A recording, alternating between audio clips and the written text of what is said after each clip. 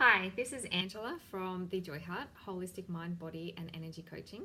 And I wanted to do this really quick video for you just to explain some of the benefits and the process of a really wonderful, simple but very effective technique called EFT, or Emotional Freedom Technique.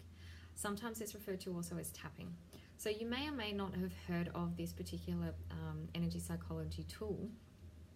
However, I love this tool because basically what it does, it helps us honor our body that naturally the way that it actually functions while it keeps us in a really safe space.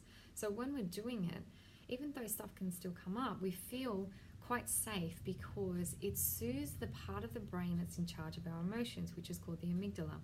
So it desensitizes us to a lot of the particular things that we are almost telling ourselves about the situations that are occurring around us, and it helps us to come out of a stressful state and more into an aligned mind, heart, body connection, which is a relaxed state. And you might notice that when you're feeling stressed, a lot of things physically happen to us, like we hold our breath, our heart rate, increases, our heart palpitates because of a result of that. Sometimes we sweat. So when we're feeling more relaxed, we're more open and we're more receptive to even resources and solutions that are around us that we may not have been able to have the capacity to actually connect with while we were in a stressed state. So EFT is really good for getting you back into alignment with yourself and getting you back into a position in which you can move forward with ease and feeling more relaxed and more resourcement in a lot of different ways, while it's still utilizing how our body functions naturally. And so I'm going to run through the points with you that are part of the process. And basically, the whole purpose of this is to not only get us into a relaxed state so that we can actually move forward in our life in a lot of different ways and feel inspired instead of stressed, but what it also is really great for is to be able to quickly acknowledge that there's something that is going on that is hindering you or worrying you or disturbing the homeostasis or the natural balance within your system.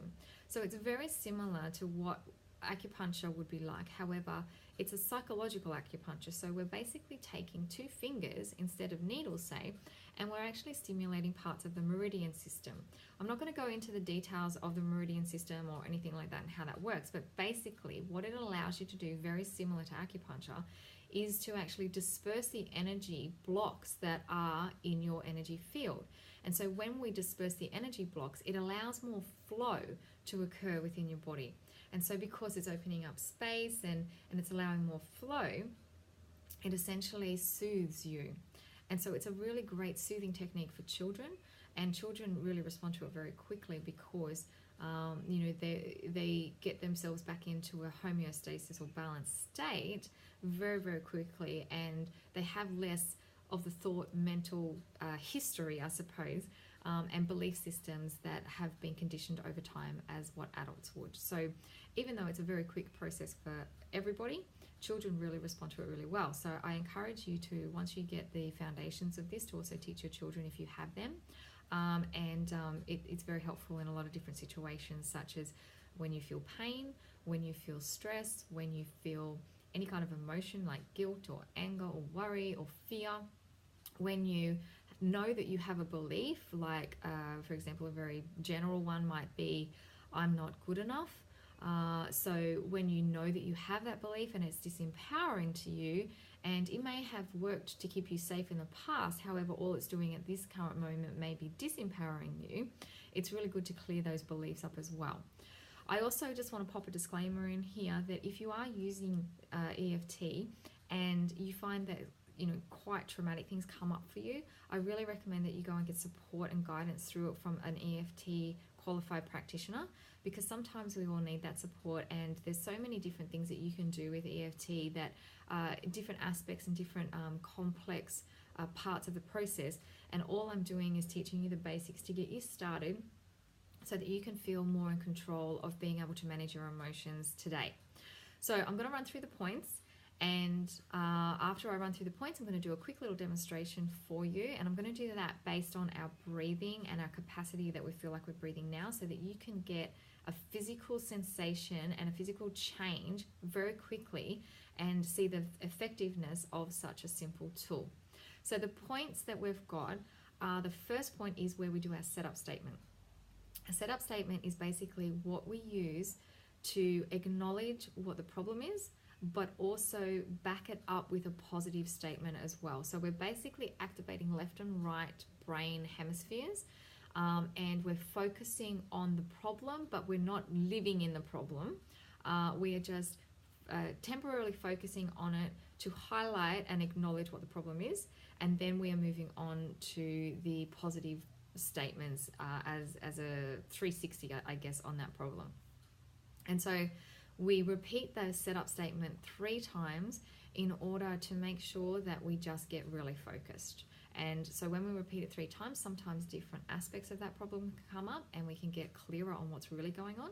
So you just go with whatever comes up for you. So it may look something like this. Even though, and this is our karate chop point, so this is the very first point where we do our setup statement 3 times. Even though I'm feeling really angry right now, I deeply and completely love and accept myself. Even though I'm feeling really angry right now, I deeply and completely love and accept myself. Even though I'm feeling really angry right now, I deeply and completely love and accept myself anyway. So that's how the setup statement may look for you. And you can use that with anger, you can use that with different emotions, you can use that with a multitude number of things. So then after we do our setup statement 3 times, what we essentially do is we go through all the points. We also measure the rate out of, say, 10, from a scale of 1 to 10, 10 being like really, really intense, 1 being, you know, yeah, it's okay, it's all good, it's not really bothering me anymore.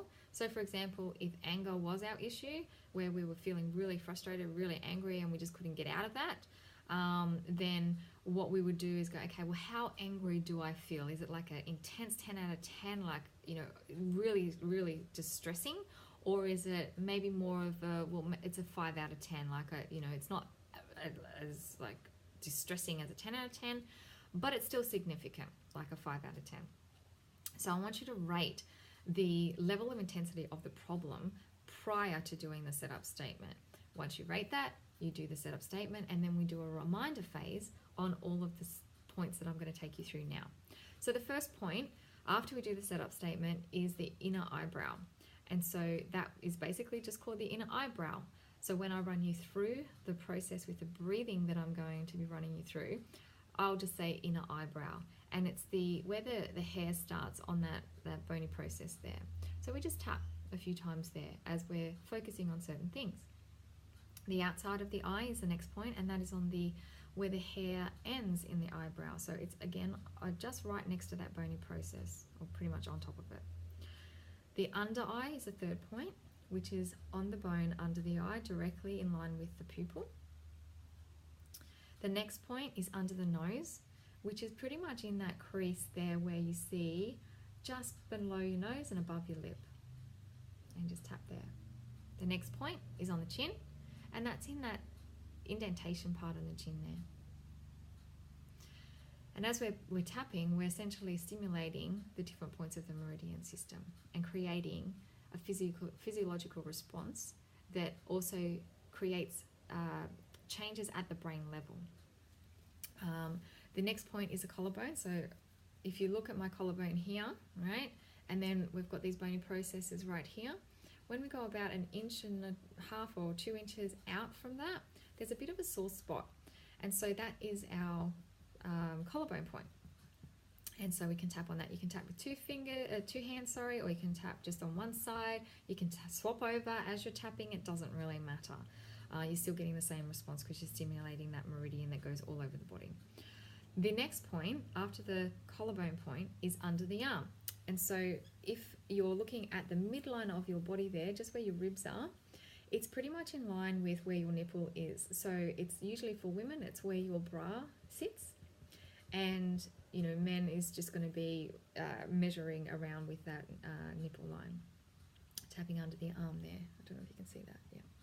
And then the last point is on top of the head. So where the midline of your head goes, and just a little bit back. So not right on top, but just slightly back. And sometimes it's called the sore spot, particularly on babies. They refer to this as a sore spot on babies, the crown, if you will.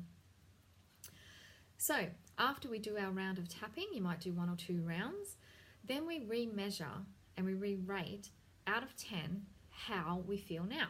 And so if it was anger, then we go, okay, well, how angry do I feel now? And it might have dropped down to, say, a 3 out of 10. You want to keep tapping until you get to at least that 0 to 2.